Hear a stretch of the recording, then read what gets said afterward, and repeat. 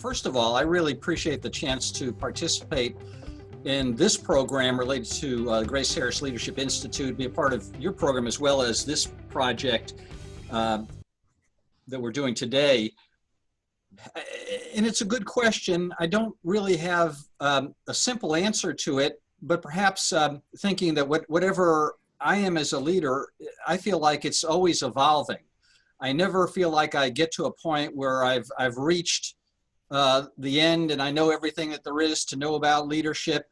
So I can see in my career, and I've been in administrative roles since 1992, department chair and then dean. So going on close to 30 years. And I can see in myself that I've really developed and learned a lot over that time and continue to learn to this day. So I'm not at a point where I feel like I know all there is to know and receptive to new thoughts about leadership. So I view my role as leader really as a servant leader. I see other people in formal leadership roles that think about it as a stepping stone. Well, they're going to something else. They want to, if they're a chair, they want to be a dean. If they're a dean, they want to be a provost, and kind of using it for that. That was never the case for me.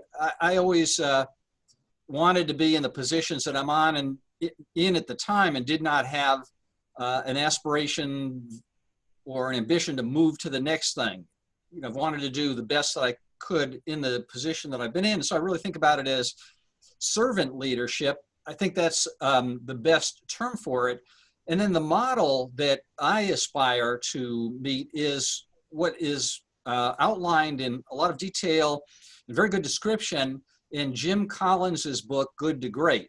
And he talks about fifth level leadership, which is the leader who is the person who motivates the organization and the people in the organization to achieve great things and does not take the credit for that. The ideal is that the people who are working in your organization, that they feel as part of that team, they are empowered and they get the credit for all that's accomplished in that organization.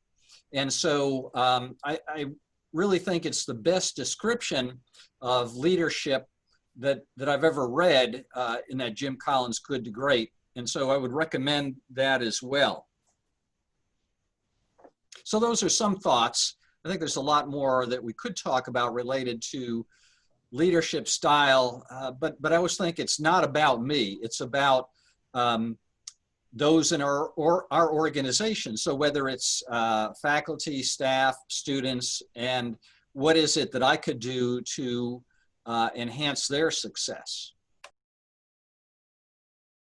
Quite different this time from other challenges we've had in the past. A lot of us have been through the Great Recession, other times when there have been financial reductions and cutbacks. I think about national crises like 9/11 that we all kind of lived through. And this is really so different, and in a few ways. One is that it's not just financial. If it were just financial, it would almost be simpler because we could tighten our belts and figure out how to get through.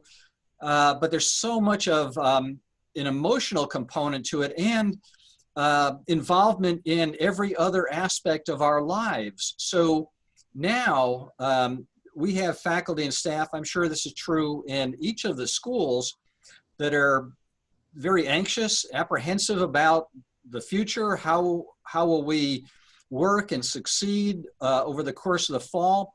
And again, it's not just the financial aspect of it, it's their personal lives and how can they manage when they might have children at home and if daycares are closed. And so this adds a whole new dimension to it that we're all learning about. I mean, as much as we try to be helpful, we realize there are certain things that we can't do. We can't open up daycares. But we can add flexibility as much as possible to faculty and staff work life to give them the room to manage, their personal lives and children's lives along with what has to happen at work. So that's been the big surprise, is how much it involves all aspect of our lives. The other is that when we began talking about this in March, we said, okay, this might last a couple of weeks. We've got to be prepared for that.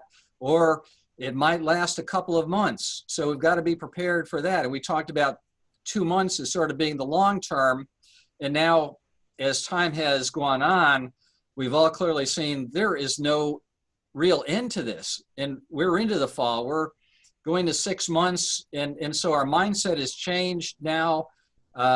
We're all thinking that this could last through the academic year without any guarantee that it's going to be over then. It could go well beyond that. So that's another surprise and change. We've redefined what it is long term, from a couple of months to now what could be a couple of years. And how do we get prepared for that? So it's been said many times, we're in uncharted territory. What do we do? How do we do it? And for me, in leadership, I have to put more effort into not only thinking about, from my perspective, but perspective of the people in our organization. How does this look to our faculty? How does this look to our staff and our students who have different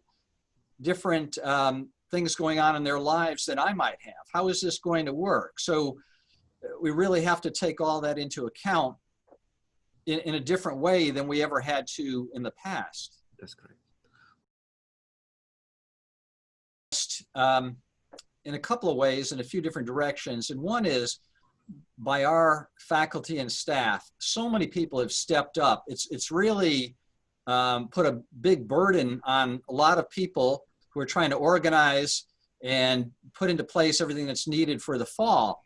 And so we've really stretched people pretty thin in what they're doing, but they've stepped up.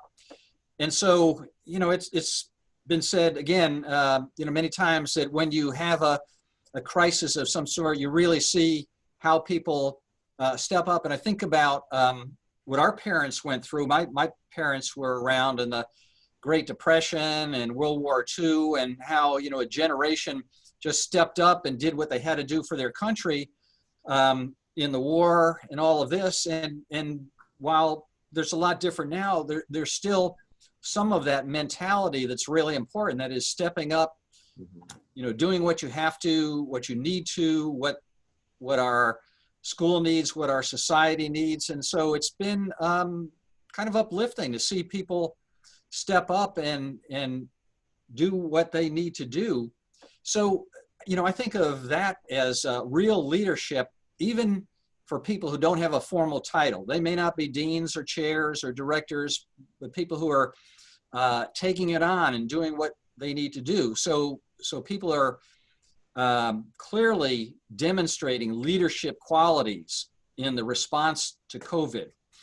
I think our leadership in the university here has been very good in dealing with all of the knowns and unknowns in this situation.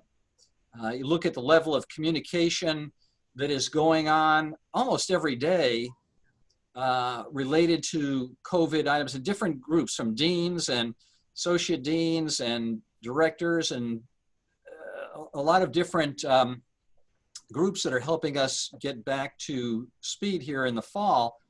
So that's been an important thing. So, I think another way to think about it is there's such a big need now. There's really an opportunity. If someone wants to demonstrate leadership, this is the time to do it, because the need is there.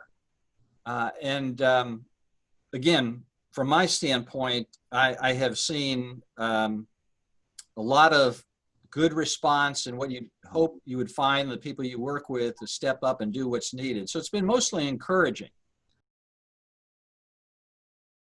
With foresight and could see the future, I would have done more to prepare our faculty and staff to say, no, this is not going to be 2 weeks. It's not going to be 2 months. Think longer. Start planning for the fall. If we were sitting here in March and April, think about how we're going to get through next year. So getting people to have more of a long-term mindset. Now, none of us have experienced in this way a pandemic before. So like many things, you learn the first time, and then as you get more exposure to the experience, you do things differently. So I think all of us have changed. You know, we have more of a long-term mindset, and it may not have been possible to have that back in March and April, but if we could, that would have been something for sure. I think that we responded, and I mean the school, the university, as best as could be done. You know, we didn't downplay it, we didn't ignore it. We were meeting, planning, acting. But that would have been the main thing. If we could have known this is going to go a year or 2 years, so let's just plan the way we need to with a long-term view, that would have been the major difference I would have liked to have seen.